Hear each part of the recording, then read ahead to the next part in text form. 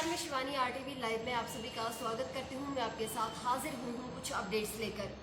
किसान आंदोलन, गणतंत्र दिवस पर ट्रैक्टर परेड से किसे क्या फायदा और क्या है नुकसान। जी हाँ, आपको बता दें कि भारत के गणतंत्र दिवस के मौके पर राजपथ पर सैन्य टुकड़ियां और अत्याधुनिक हथियार और लड़ाकू विमानों के करतब से भारत की शौर्य की ताकत शौर्य की ताकत के साथ साथ जो है इस बार दिल्ली में हिंसा और उत्पात के साथ अराजकता की तस्वीर भी देखने को मिली है। साथ ही आपको बता दें कि कृषि कानूनों के खिलाफ किसानों के द्वारा 26 जनवरी को निकाली गई ट्रैक्टर रैली के दौरान प्रदर्शनकारी पुलिस बैरिकेडों को तोड़कर सेंट्रल दिल्ली में जबरन घुसे और लाल किले की प्राचीर पर अपना झंडा फहराया। आपको बता दें कि ट्रैक्टर रैली के जरिए गणतंत्र दिवस पर किसान कौन सा संदेश सरकार तक पहुंचाना चाहते थे। साथ ही सवाल उठता है कि आखिर इस ट्रैक्टर रैली से किसानों से लेकर विपक्ष और सरकार को सियासी तौर पर क्या हासिल हुआ है। आपको बता दें कि कृषि कानूनों के खिलाफ पिछले 2 महीने से दिल्ली में चल रहे किसान आंदोलन से गणतंत्र दिवस पर ट्रैक्टर रैली के दौरान मचे उत्पात से गहरा झटका लगा है। इतना ही नहीं, लाल किले पर राष्ट्रीय ध्वज तिरंगे के बराबर में सिखों के धार्मिक झंडे के निशान साहिब को फहराने की खबर जो है वो देश भर में इसकी आलोचना हो रही है। यही वजह है कि किसान संगठन एक सुर में खुद को इस उपद्रव से अलग करने की कोशिश करते दिख रहे हैं।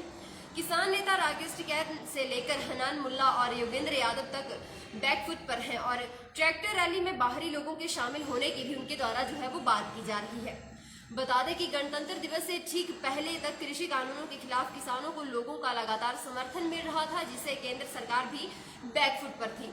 इसी का नतीजा है कि सरकार लगातार किसानों के साथ वार्ता कर रही थी और कृषि कानून में कुछ संशोधन और 1.5 साल तक होल्ड करने का आश्वासन भी दे रही थी, लेकिन किसान नेता कानून को ही पूरी तरह से रद्द कराने की मांग की जिद पर अड़े हुए थे। आपको बता दें कि विपक्ष भी किसानों के साथ मजबूती के साथ खड़ा था, लेकिन 26 जनवरी की घटना के बाद किसानों के प्रति लोगों की सहानुभूति जो है वो कम होने की संभावना दिख रही है, क्योंकि लोगों ने इस घटना की आलोचना की है और विपक्ष ने भी इससे किनारा कर लिया है। इससे साफ जाहिर होता है कि किसान आंदोलन को सियासी तौर पर गहरा झटका लगा है। यही वजह है कि किसान अब नए सिरे से मंथन कर आंदोलन को जारी करने की बात कर रहे हैं। साथ ही आपको बता दें कि गणतंत्र दिवस के मौके पर किसान प्रदर्शनकारियों ने नियमों की धत्ता बताते हुए तय रूट से अलग ट्रैक्टर रैली निकाली और पुलिस बैरिकेड तोड़ते हुए सेंट्रल दिल्ली में प्रवेश भी किया। इस घटना के बाद सरकार और बीजेपी नेताओं को फ्रंट फुट पर खेलने का मौका मिल गया है। सरकार अब तक दबी जुबान से ही कह रही थी कि इन प्रदर्शनकारियों का किसानों से कोई लेना देना नहीं है, इसके पीछे इनका राजनीतिक मकसद छिपा हुआ है। देश के विकास में बाधा बन रहे हैं और प्रदर्शन की आड़ में अराजकता फैलाना चाहते हैं। लेकिन 26 जनवरी की घटना के बाद से बीजेपी नेताओं ने खुलकर किसानों की आलोचना करना जो है वो शुरू कर दिया है। बीजेपी सांसद सुधांशु त्रिवेदी ने कहा है कि किसान संगठनों ने किसी भी नियम का पालन नहीं किया है। जिन शर्तों पर उन्हें ट्रैक्टर रैली निकालने की पुलिस ने इजाजत दी थी, किसान आंदोलन को उपद्रवियों ने पूरा हाईजैक कर लिया है।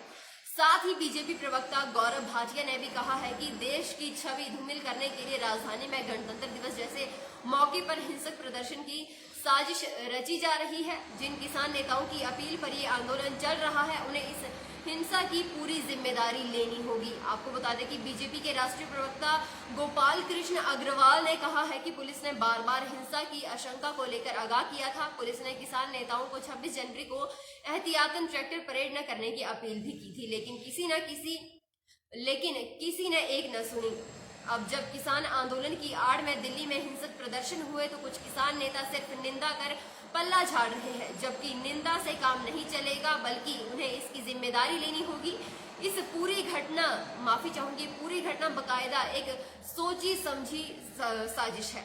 साथ ही आपको बता दें कि किसान ट्रैक्टर रैली के दौरान राजधानी दिल्ली में जिस तरह का उत्पात हुआ है, उसके चलते विपक्ष ने पूरी तरह से किसानों से जो है और किसान आंदोलन से जो है वो किनारा कर लिया है। तो वही विपक्षी राजनीतिक दलों का कहना है कि हिंसा को किसी भी रूप में जायज नहीं ठहराया जा सकता है और कांग्रेस का कहना है और आम आदमी पार्टी की बात करें तो शिवसेना ने हिंसा की आलोचना की है, लेकिन साथ ही साथ मोदी सरकार पर जुबानी हमला करने से भी वे नहीं झुके हैं।